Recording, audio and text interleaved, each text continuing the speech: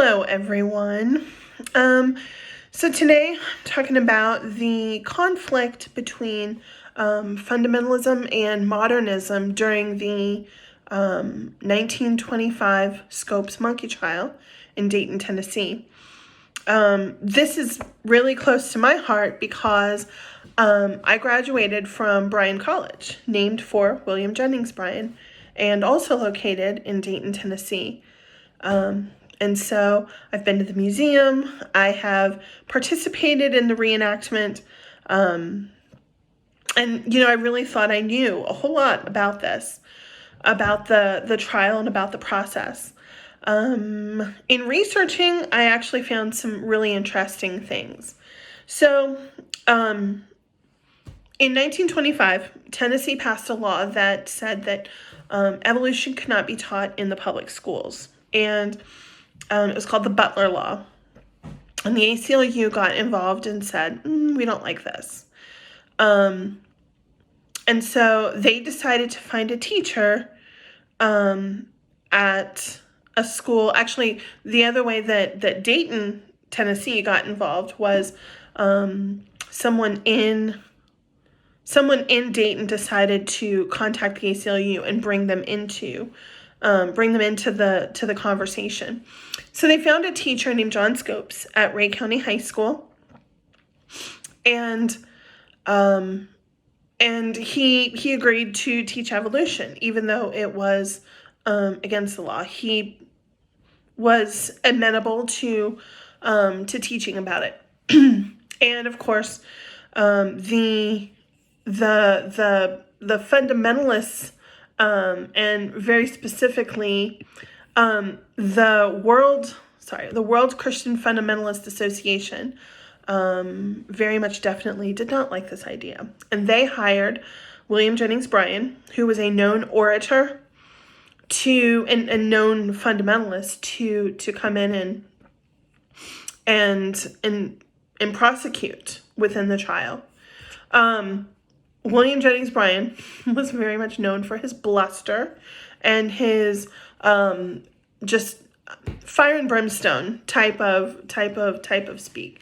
And he said that the Christianity could not possibly go on. The mere Bible was at stake if this was allowed to continue. And he says there's in an article in the New York Times, he says the fundamentalists will carry the war on evolution into every state in the Union and into every mission field in the globe. And so that was really the energy that he brought to the trial. It was decided that the law was upheld, the Butler Law was upheld, and so the defense lost. And at the surface, John Scopes really didn't have much of a consequence. He had to pay a small fine. And in an article that that was written, the American biology teacher, just before his death in 1970, he claimed that it really didn't have much effect on his life other than the fact that his sister lost her teaching job in Kentucky. Research showed that that was not entirely true.